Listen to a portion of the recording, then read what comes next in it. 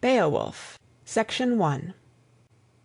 Lo, praise of the prowess of people-kings, of spear-armed Danes, in days long sped, we have heard, and what honour the athelings won! Oft skilled the Scefing from squadroned foes, from many a tribe, the mead-bench tore, awing the earls. Since erst he lay friendless, a foundling, fate repaid him, for he waxed under welkin, in wealth he throve, till before him the folk both far and near, who house by the whale-path, heard his mandate, gave him gifts. A good king he. To him an heir was afterward born, a son in his halls whom heaven sent to favour the folk, feeling their woe, that erst they had lacked an earl for leader so long a while. The Lord endowed him with wielder of wonder, with world's renown. Famed was this Beowulf; far flew the boast of him, son of Scyld, in the Scandian lands. So becomes it a youth to quit him well with his father's friends, by fee and gift, that to aid him, aged, in after days come warriors willing, should war draw nigh, liegemen loyal. By lauded deeds shall an earl have honour in every clan. Forth he fared at the fated moment, sturdy Scyld, to the shelter of God. Then they bore him over the ocean's billow, loving clansmen, as late he charged them, while wielded words the winsome Scyld, the leader beloved who long had ruled. In the roadstead rocked a ring-dight vessel, ice-flecked, outbound, atheling's barge. There laid they down their darling lord on the breast of the boat, the breaker of rings, by the mast the mighty one. Many a treasure fetched from far was freighted with him. No ship have I known so nobly dight with weapons of war and weeds of battle, with breastplate and blade. On his bosom lay a heaped hoard that hence should go far o'er the flood with him floating away. No less these loaded the lordly gifts, thane's huge treasure, than those had done who in former time forth had sent him sole on the seas, a suckling child. High o'er his head they hoist the standard, a gold-wove banner, let billows take him, gave him to ocean. Grave were their spirits, mournful their mood. No man is able to say in sooth, no son of the halls, no hero 'neath heaven, who harboured that freight.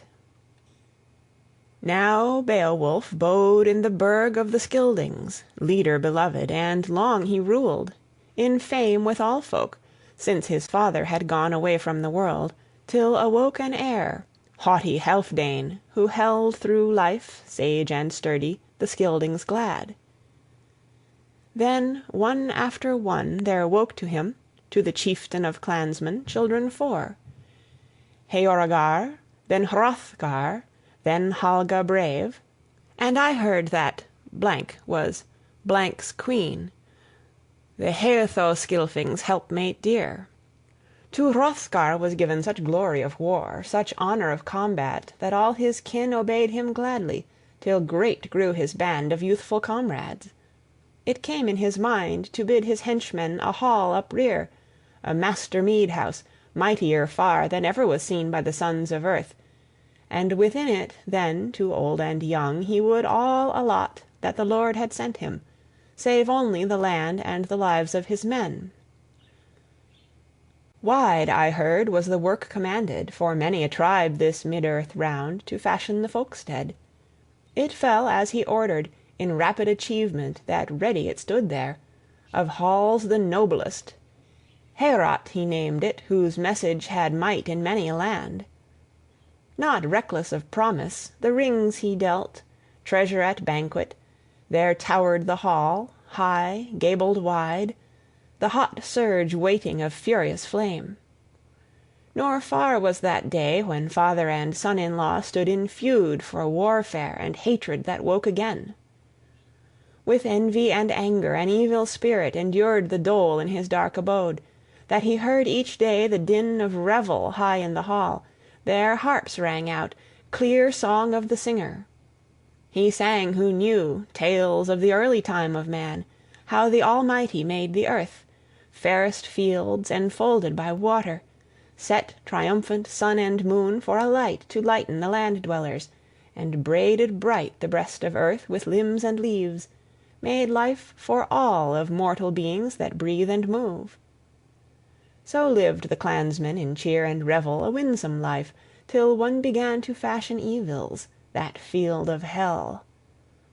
Grendel this monster grim was called, march-reaver mighty, in moorland living, in fen and fastness. Fief of the giants, the hapless wight a while had kept since the Creator his exile doomed. On kin of Cain was the killing avenged, by sovran God for slaughtered Abel. Ill fared his feud, and far was he driven, for the slaughter's sake, from sight of men. Of Cain awoke all that woeful breed, Etins and elves and evil spirits, as well as the giants that warred with God weary while, but their wage was paid them. Went he forth to find at fall of night that haughty house, and heed wherever the Ring-Danes, out-revelled, to rest had gone. Found within it the atheling band, asleep after feasting, and fearless of sorrow of human hardship. Unhallowed wight, grim and greedy, he grasped betimes, wrathful, reckless from resting-places, thrifty of the thanes, and thence he rushed fain of his fell spoil, faring homeward, laden with slaughter, his lair to seek. Then at the dawning, as day was breaking, the might of Grendel to men was known. Then after wassail was wail uplifted, loud moan in the morn. The mighty chief, atheling excellent, unblithe sat, labored in woe for the loss of his thanes, when once had been traced the trail of the fiend, spirit accursed, too cruel that sorrow, too long, too loathsome. Not late the respite, with night returning anew began ruthless murder. He recked no whit, firm in his guilt of the feud and crime. They were easy to find who elsewhere sought in room remote their rest at night, bed in the bowers, when that bale was shown, was seen in sooth with surest token the hall thane's hate. Such held themselves far and fast who the fiend outran. Thus ruled unrighteous and raged his fill one against all, until empty stood that lordly building, and long it bode so. 12 years' tide the trouble he bore, sovereign of Scyldings, sorrows in plenty, boundless cares. There came unhidden tidings true to the tribes of men in sorrowful songs, how ceaselessly Grendel harassed Hrothgar, what hate he bore him, what murder and massacre many a year, feud unfading, refused consent to deal with any of Daneland's earls, make pact of peace, or compound for gold. Still less did the wise men ween to get great fee for the feud from his fiendish hands. But the evil one ambushed old and young, death shadow dark, and dogged them still, lured or lurked in the livelong night of misty moorlands. Men may say not where the haunts of these hell-runes be. Such heaping of horrors the hater of men, lonely roamer, wrought unceasing, harassings heavy.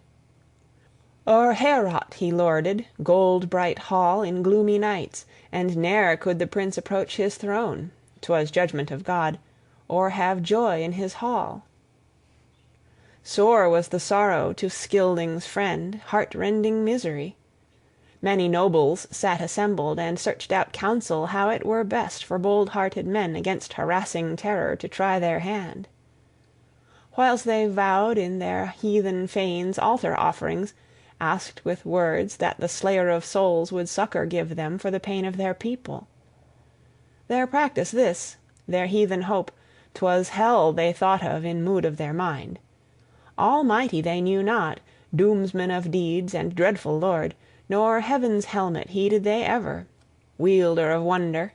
Woe for that man who in harm and hatred hales his soul to fiery embraces, nor favor nor change awaits he ever, But well for him that after death day may draw to his lord, and friendship find in the father's arms.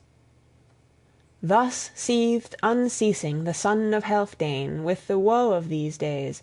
Not wisest men assuaged his sorrow, too sore the anguish, loathly and long, that lay on his folk, most baneful of burdens and bales of the night.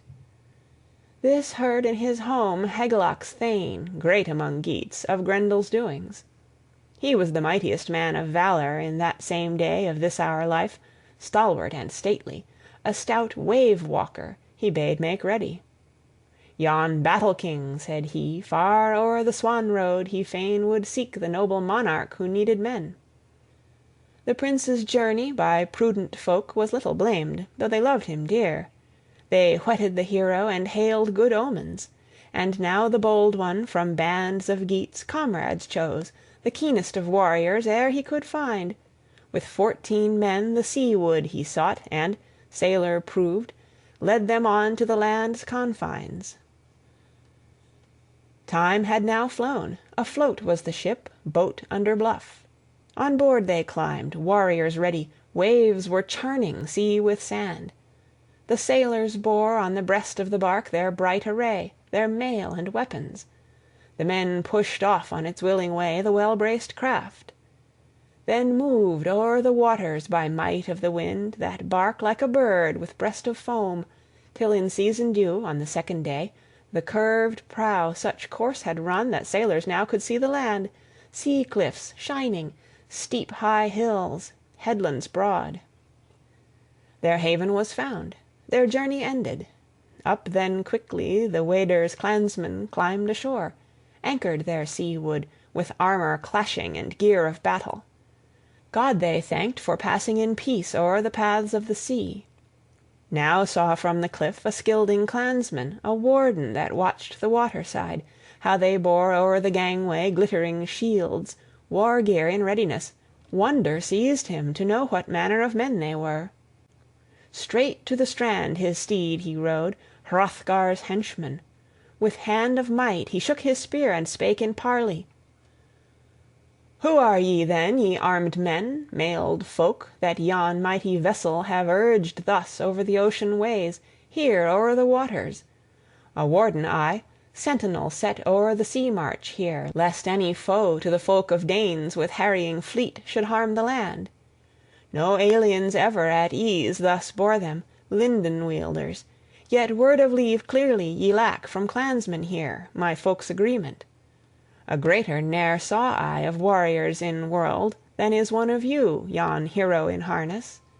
No henchman he worthied by weapons, if witness his features, his peerless presence. I pray you, though, tell your folk and home, lest hence ye fare, suspect to wander your way as spies in Danish land. Now, dwellers afar, ocean travellers, take from me simple advice. The sooner the better I hear of the country whence ye came." To him the stateliest spake in answer, the warriors' leader his word-hoard unlocked. "We are by kin of the clan of Geats, and Hygelac's own hearth-fellows we. To folk afar was my father known, noble atheling, Ecgtheow named. Full of winters he fared away aged from earth. He is honored still through width of the world by wise men all. To thy lord and liege in loyal mood we hasten hither, to Healfdene's son, people protector. Be pleased to advise us. To that mighty one come we on mickle errand, to the lord of the Danes, nor deem I right that aught be hidden. We hear, thou knowest if sooth it is, the saying of men that amid the Scyldings a scathing monster, dark ill-doer in dusky nights, shows terrific his rage unmatched, hatred and murder.